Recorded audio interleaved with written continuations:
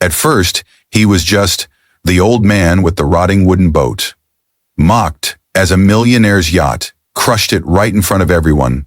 But 48 hours later, something no one expected happened.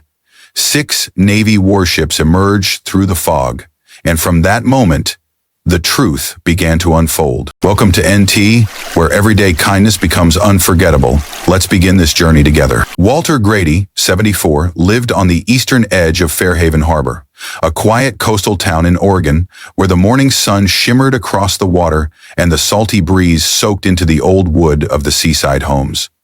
Tourists came and went, snapping photos beside gleaming yachts and fancy piers. But while they slept in, Walter was already out on the water, rowing his little wooden boat into the mist before dawn. The boat's name was Morning Light.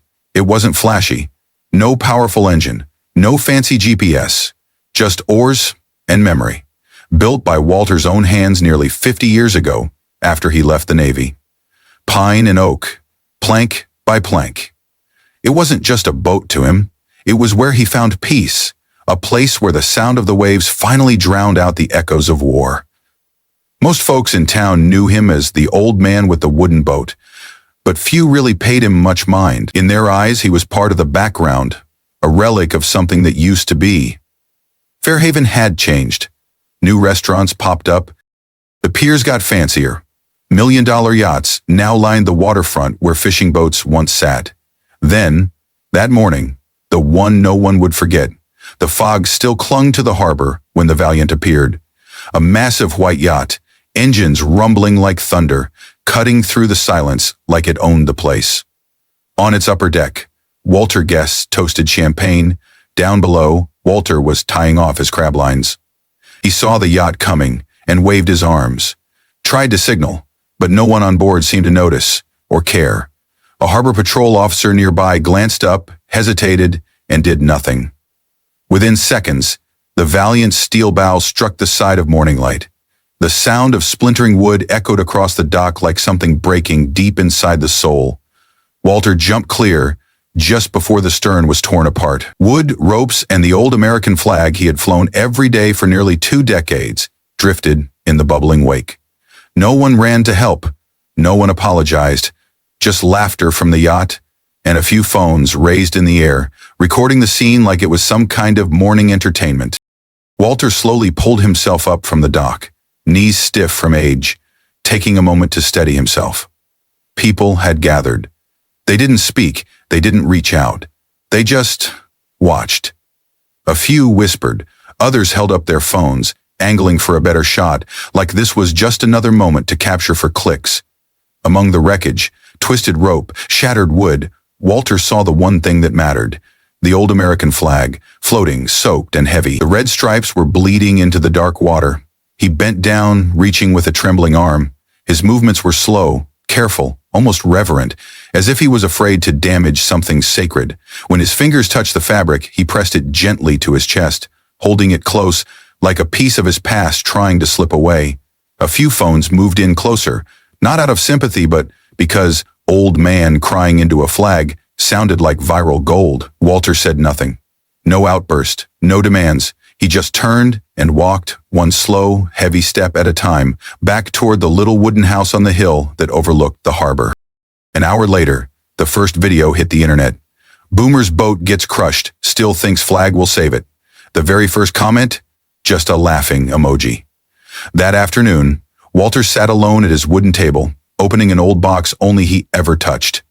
Inside were yellowed black and white photos, a worn leather logbook, his Navy dog tags, and another flag, perfectly folded into a triangle, untouched since the day he left the service. His grandson, Caleb, stepped into the room, eyes burning with anger. "Are you going to sue them, Grandpa?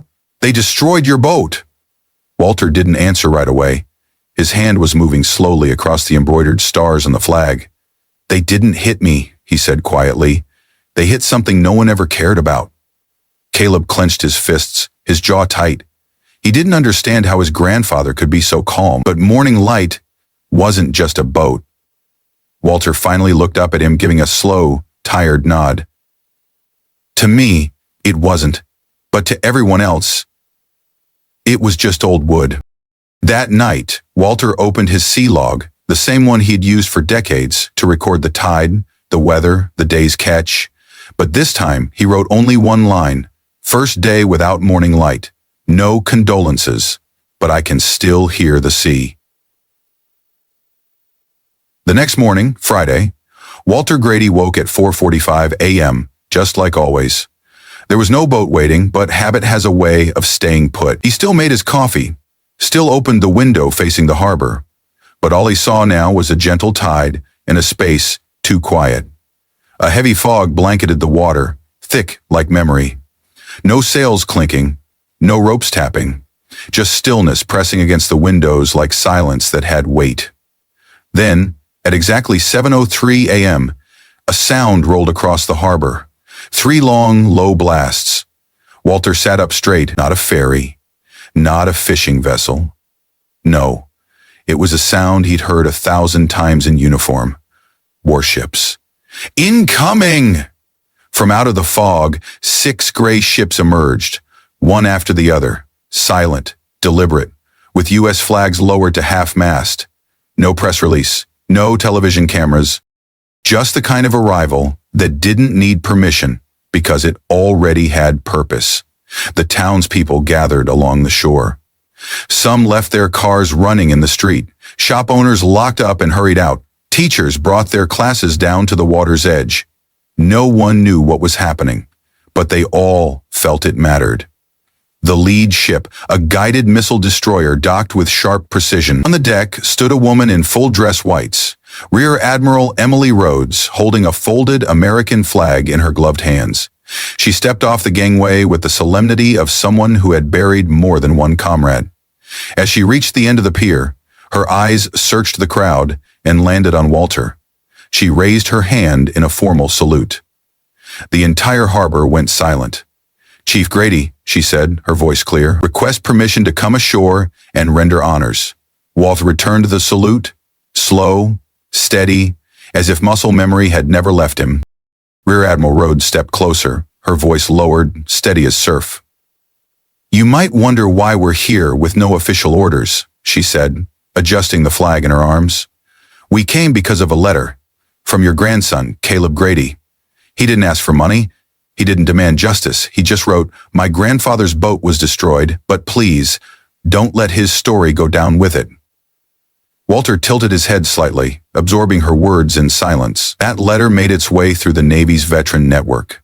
It reached my desk at 2:00 a.m. I read it once, and I knew we needed to be here.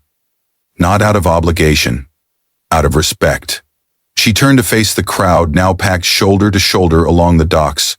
45 years ago, in the middle of a storm in the Pacific, Chief Technician Walter Grady sealed a ruptured engine compartment by hand, saving the sleeping quarters and everyone inside. He never accepted a medal, never told anyone. All he ever asked was, take care of the ones who didn't make it home. A young officer stepped forward, holding a wooden plaque with a bronze plate. Etched into it were the words, "For the man who kept the sea safe, even after service." Walter accepted it without a word. Rear Admiral Rhodes leaned in slightly, voice low enough for only him to hear. "We haven't forgotten you, Chief, and neither has the ocean." In the distance, the Valiant, once so loud, so proud, now sat still. Its guests no longer smiled, no champagne in hand, just quiet and eyes lowered. Walter clutched the folded flag a little tighter. He didn't need to say anything. The ships, the salutes, the silence. They said it all. 2 days after the ceremony, while the echo of 6 warships still lingered in the hearts of Fairhaven, a black SUV pulled quietly to the edge of the harbor. No sirens, no bodyguards, no news crews. Stepping out of the car was Elon Mercer, the same man who once stood on the deck of the Valiant, raising a champagne glass while wood splintered beneath him. Today he wasn't wearing designer sunglasses or a crisp shirt. Just a man, awkward, uncertain, holding a plain white envelope in his hands. Walter was already at the edge of the dock, hands tucked into his coat pockets, staring out at the sea. He didn't turn around, but he knew someone had come. Mercer cleared his throat and walked slowly forward. "Mr. Grady," he paused, taking a breath. I I came to apologize. Walter turned to face him. His expression didn't show anger, nor did it offer easy forgiveness. Just silence. I brought a blank check, Mercer said, offering the envelope with both hands. You write the number. Whatever you think is fair, for the boat and for how I acted. Walter looked at the envelope for a long moment, then shook his head gently. You can't pay for something you never understood. Mercer opened his mouth to respond, then thought better of it and simply listened. That boat was the only place I could sleep through the night. No one calling, no noise, just wood and water. It wasn't just a boat. It was the one place war couldn't follow me. Mercer's eyes dropped. Something in his face changed. Then, tell me what to do. How do I make this right? Walter pointed toward the broken section of the dock, the one that had sat damaged since morning light was lost. That's where I tied her for 20 years. Sat there through storms, through calm, put my hand on that railing and felt like I still belonged somewhere. Mercer followed his gaze. It was just a rotted stretch of planks and pylons. But now, it looked different. Rebuild it, Walter said quietly. Don't make it pretty. Don't put my name on it, just make it strong. So if someone ever needs a place to be still, it'll still be there. Mercer gave a solemn nod. No more words. He didn't push the envelope into the old man's hands. 3 days later, the sound of hammers and saws filled the harbor. A crew arrived and restored the old dock. Teak wood measured and sanded, anchored deep into fresh concrete supports. It was rebuilt exactly where the old one had stood, like it had always been there. No nameplates, no bronze plaques, no ribbon cutting. Just a stretch of wood by the water. But everyone who passed by knew. Some things are rebuilt not to honor a person, but to preserve what mattered to them. A month passed since the ceremony. Walter Grady settled back into his quiet routine, no longer sailing, but still waking early, still making coffee, still walking out to the rebuilt dock each morning. He didn't talk much, just watched the sea like it might bring something back, or someone. And then, on a Saturday morning, before the sun had fully climbed over the horizon, a group of people appeared at the far end of the dock. They were guiding a small wooden boat behind a tug. The hull gleamed with fresh varnish. The deck still smelled of new paint. The curves of the boat were so familiar, Walter squinted in disbelief. On the stern, the name had been freshly painted in gold letters. Morning Light 2. Walter stood motionless. One hand curled inside his coat pocket. His body still, but his eyes gave him away. The boat wasn't a perfect replica, but it carried the same soul. From the group stepped Caleb, his grandson, a simple t-shirt, sun-darkened arms, and a proud grin across his face.